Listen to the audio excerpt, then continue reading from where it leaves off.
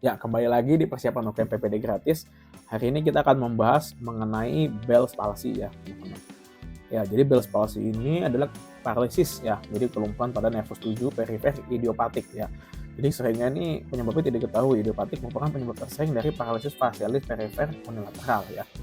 Nah, kita harus bisa membedakan nih paralisis yang dia perifer atau sentral gitu ya, paralisis nervus 7 perifer atau sentral. Caranya gimana ya? Jadi kalau perifer ya itu yang terkena adalah kedua jaras ini teman-teman. Jadi pada bagian wajah ya sisi bawah itu dipersarkafi oleh otak bagian yang kontralateral ya. Misalkan wajah sebelah kanan bawah dipersarkafi oleh hemisfer kiri otak gitu ya. Nah kalau yang bagian atas itu dipersarkafi oleh dua-duanya, hemisfer kiri dan kanan. Jadi ketika ada lesi di perifer itu yang terkena dua-duanya nih jarasnya. Jadi bagian atas dan bawah kena. Jadi kelumpuhannya di wajah bagian atas dan bawah juga. Nah tapi kalau di supranuklear ya teman-teman, sentral gitu ya, misalkan terkena di kontralateral ya, dia yang lumpuh hanya wajah bagian bawahnya saja. Kenapa? Karena wajah yang bagian atas ya, itu dia persarkafannya ada dua ya, kiri dan kanan. Jadi kalau ada lesi di sebelah kiri, dia bisa di backup sama hemisfer kanannya ya, dan sebaliknya. Nah etiologinya belum jelas, tapi diduga berkaitan dengan infeksi HSV tipe 1 dan reaktivasi VZV ya, varicella zoster virus. Oke, secara klinis ya, kita urutkan dari yang paling perifer ke sentral teman-teman. Jadi kalau lesinya itu makin ke perifer, itu gejalanya hanya yang paling atas saja ya, terus makin ke sentral gejalanya ditambahkan yang bawahnya, tambah yang bawahnya lagi gitu ya. Jadi kalau yang paling perifer ya, yang paling khas justru jadinya itu paralisis wajah ya, tidak dapat mengerutkan dahi, tidak dapat menutup mata, dan tidak dapat menggembungkan pipi. Atau semakin ke sentral lagi bisa ditambah ada gangguan percakapan 2/3 anterior lidah, ditambah hiperakusis, ditambah hiperlakrimasi, ditambah gangguan pendengaran, dan ditambah gangguan pergerakan bola mata.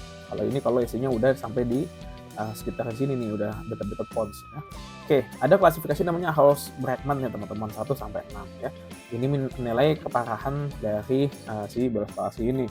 Ya, kalau 1 ini normal function ya, jadi masih normal semua ya. Ya kelihatan nih kalau ada paralisisnya ya, ada paralisisnya nggak kelihatan. Kalau 2 itu kelemahan sedikit saja ya, dan pada saat istirahat jadi nggak digerakin wajahnya, itu kelihatan sama aja gitu, simetris. Kalau digerakin baru kelihatan ada asimetrisnya. Oke, derajat 3 itu moderate dysfunction ya, jadi weakness-nya nggak terlalu kelihatan pas rest ya, tapi pada saat digerakin benar-benar asimetris gitu ya, benar-benar ada gangguan ya. 4 itu severe dysfunction ya, jadi facial weakness-nya itu benar-benar bisa kita lihat gitu ya. Kalau merem pasiennya nggak bisa menutup sempurna gitu ya, terus asimetris juga terlihat kalau digerakkan. Yang nomor 5 ada severe dysfunction ya, jadi minimal facial motion, benar-benar pasiennya sulit untuk menggerakkan wajah yang terdampaknya ya, dan pada saat rest pun terlihatnya jelas gitu ada asimetris. Nah kalau 6 itu total facial paralysis, jadi benar-benar sebelah wajah yang terdampak itu nggak bisa digerakkan sama sekali. Oke, tata laksananya ya, jadi algoritmanya seperti ini teman-teman. Kalau derajat 5-6 sebaiknya kita rujuk ya, biar dicari jangan-jangan ada etiologi lain yang mendasari. Kalau derajat 1-4 kita bisa tata laksana dulu menggunakan obat-obatan, evaluasi 2-4 minggu, dan bisa kita EMG, KHS atau EMG dulu ya, kita cek fungsional saraf-sarafnya ya, dan otot di nervus facialisnya. Kalau tidak ada perbaikan, kambuh atau ada komplikasi, kita rujuk.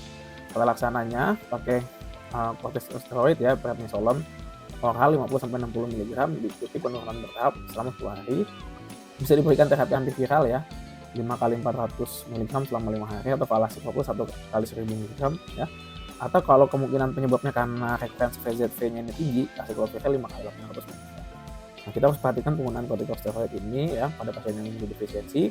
Kita bisa berikan lubrikasi okular, kita kasih tetes mata, karena pasiennya tadi kan nggak bisa nutup ya matanya, jadi otomatis matanya bakal kering. Terus bisa dibantu dengan fisioterapi dan akupunktur untuk mempercepat